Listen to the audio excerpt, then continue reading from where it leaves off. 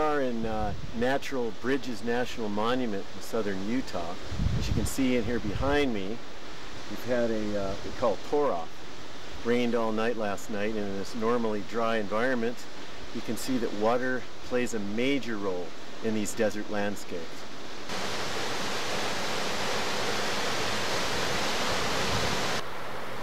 Flowing water, combined with weathering processes, has produced the magnificent Kachina Bridge here in Natural Bridges National Monument. The older Owachimo Bridge has been exposed to weathering longer than Kachina and is now in a very delicate state. Flowing water in desert environments creates both erosional and depositional landforms. Erosional landforms, like natural bridges and arches, are spectacular, but they are rare in desert environments. An excellent location to observe the power of flowing water is the outstanding desert environment of Death Valley, California. Very common and pervasive depositional landforms in deserts are alluvial fans and bajadas. Alluvial fans and bajadas form from sediment carried down in gullies and streams from the adjacent mountain ranges. Flowing water also works to erode these alluvial fans into a series of gullies and can sometimes evolve into large incised dry stream beds. I'm standing down inside one of these incised alluvial fans, and if you look just behind me here, look at the wall that it's cut. This is the bank that the fluvial flowing water has cut. So again, just to point out that the vast majority of landform development inside this particular desert area is from running water. It's ironic because this has got the lowest amount of annual precipitation of any location in the United States. Its average annual precipitation is somewhere between 1 and 3 inches per year, which is 25 to 75 millimeters, or 2.5 centimeters and a little more than that.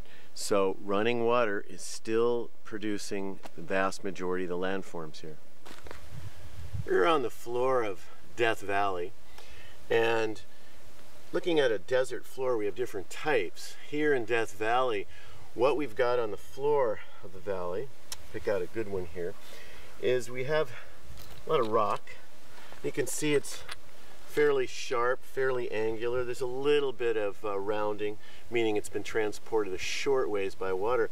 But this entire valley floor is nothing but these alluvial fans and bajadas bringing the material down from the mountains and then distributing it out along the valley floor.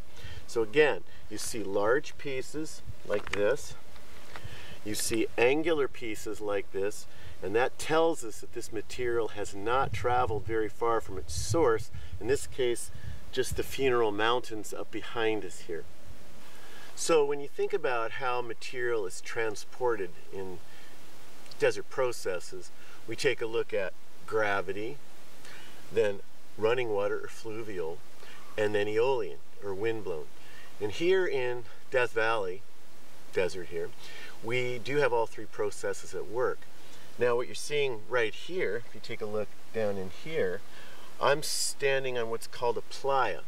This is where water or snowmelt comes out of the mountains, flows through gravity, but it's a fluvial process, transports large materials, boulders, gravel, sand, and mud.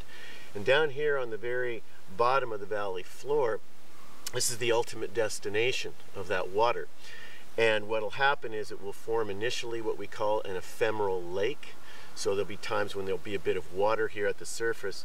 Once that water evaporates and dries out, it becomes a playa. And that's what you see here. You're looking at mud cracks and that sort of thing. So this is a playa that we're on right now.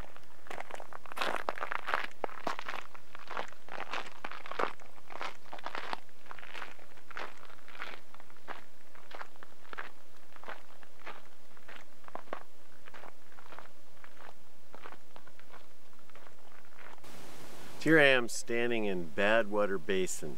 This is the lowest point in North America at 282 feet below sea level. Now you can look, it also has a very unusual surface. What you see is this polygonal pattern of salt that's coming up from the groundwater. As you can see in behind me, there's some very high mountains, and these mountains go up to 11,000 feet. So there's quite a bit of vertical relief here. But there's snow and rainfall in those mountains that works its way down into the valley bottom as groundwater. And that groundwater then comes back up to the surface full of salt in solution. And as it reaches the surface, it then precipitates out into these salt crystals, forming this very unusual polygonal pattern.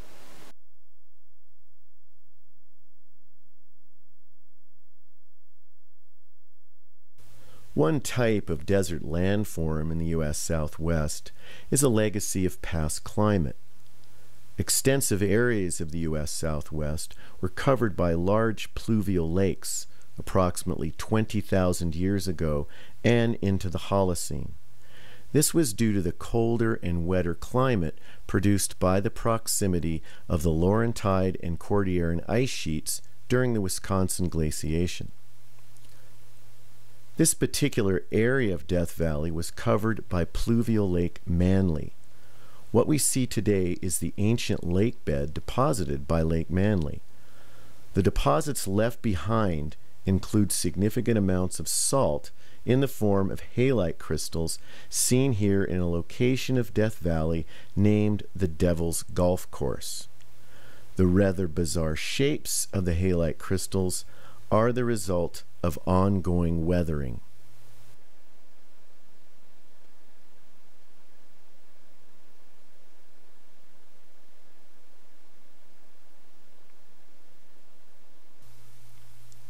To sum up, desert landforms produced by fluvial processes can be classified as either erosional or depositional.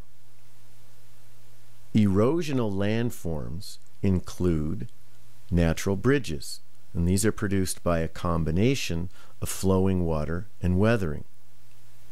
Arroyos, gullies, and incised streams. Depositional landforms include alluvial fans and bajadas, salt pans, playas, ephemeral lakes, and finally, pluvial lake deposits. Many think of deserts as vast areas of wind-deposited sand and sand dunes, like the beautiful and surreal landscape of White Sands, New Mexico. However, the reality is wind-blown sand only occupies approximately 20% of the surface of tropical and subtropical deserts. It is water, a powerful agent of erosion and deposition, that has created most of our desert landforms.